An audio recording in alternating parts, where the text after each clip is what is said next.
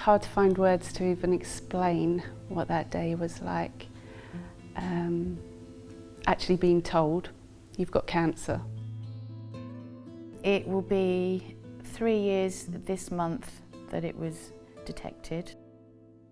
She said to me, I can see what we're looking at. She said, I'm sorry, but you have breast cancer. Sorry, it's just, it's quite hard going back to it. I remember at the time just being really, really scared. I was 25 and I had a 5-month-old little boy. And I found out I was BRCA, which was what upset me the most because my children now need testing for it as well. You find yourself managing people's feelings and everything and reassuring them that everything's going to be okay. I didn't know what was going to happen. But I just had no idea that it was going to be anything other than you're fine. So,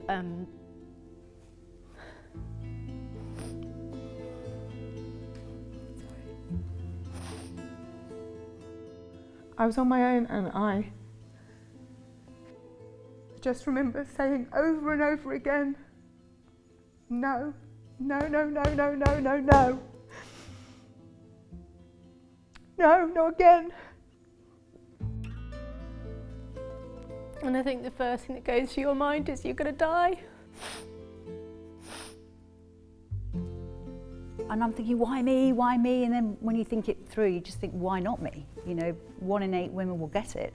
Why not me? And then the chemo started, and that's you're never really prepared for that. I needed 7 months of chemo, followed by a double mastectomy with reconstruction. It is a horrendous thing when you're sitting there and you're having all these chemicals pumped into you and you feel so tired. Unfortunately, when you go through breast cancer or any cancer, it's the chemotherapy, unfortunately, that makes you ill. I didn't realise how sick I'd get with chemo. I miss my son's first year, the most important year, and I couldn't be his mum for a year. I had no energy whatsoever. I didn't get out of bed for 6 days at a time. The treatment is horrendous. Your organs are aching, my toenails were falling off at this point, and my fingers were going black. I had no hair anywhere, my eyelashes, my eyebrows, apart from this fake hair. I don't feel like a woman anymore. You feel like you're falling apart, and then you look in the mirror and you see yourself falling apart.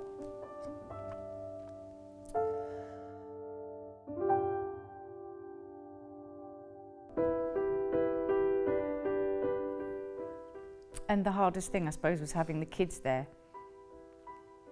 because they thought, obviously, that Mummy was going to die.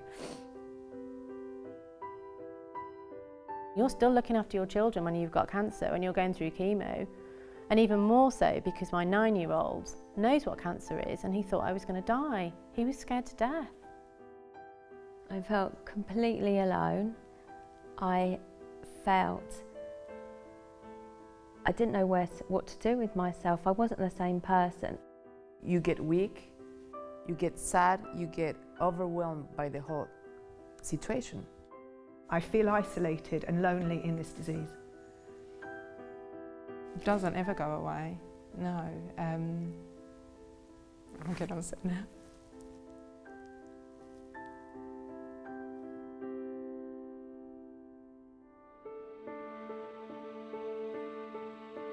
And then suddenly your treatment's over and you're left very, very much alone. And it's very, very scary because all of a sudden you've got to get on with life.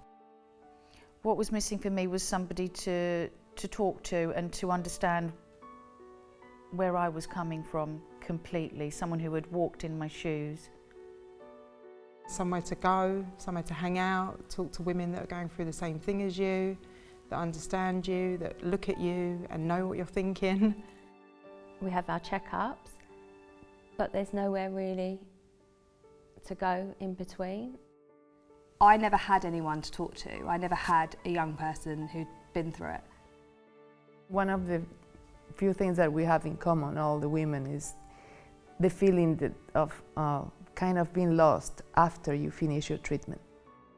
Someone please come and pull me out of this situation and just tell me what I'm meant to be doing. There was no emotional support, nothing. It was just like you're like a machine churning the next patient out. Just something that takes you out of what the situation you're in and gives you a mental break. I couldn't really ask family members because they wouldn't know. They've not been through it. How could they know? Don't ever say, you know, I know what you mean, because you don't know. Had I had a place to go to, like the Haven, I think I could have handled it even better.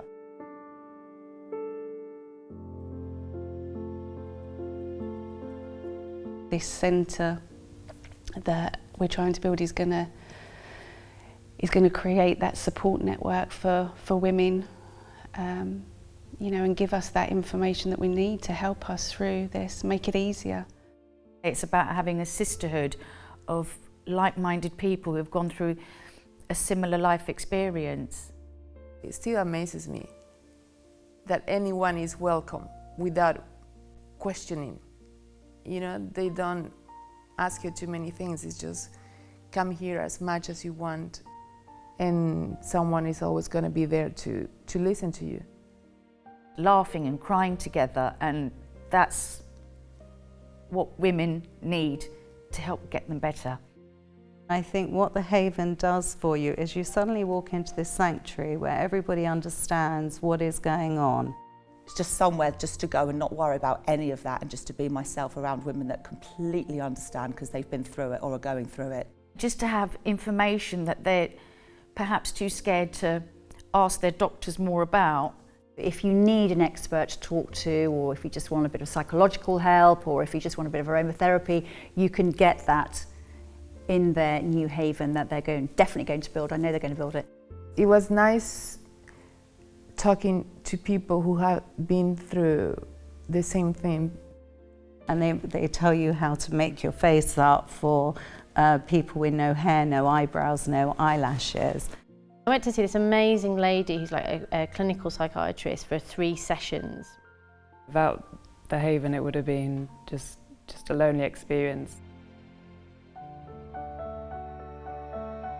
You know, we all need these charities. We all need to, as a community, start helping each other. Now I know about the Haven, I know that I can go somewhere. I think it's what's needed. I think that the location of it will be fantastic for people to get to, especially someone like myself, that I carried on working through my treatment, and I work in the City of London, so I could go on lunch breaks after work. It's going to be totally amazing, especially the location in King's Cross where everyone can get to the Future Dreams house. Isn't it worth it helping somebody hopefully get over this awful part of their life? I think it's going to be amazing. There are not many places where you have a Heaven. Please donate. It's such a worthwhile cause.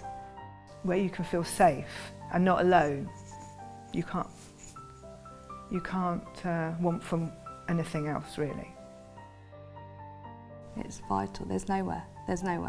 I know that women are strong, but if we pull together, we can be even stronger.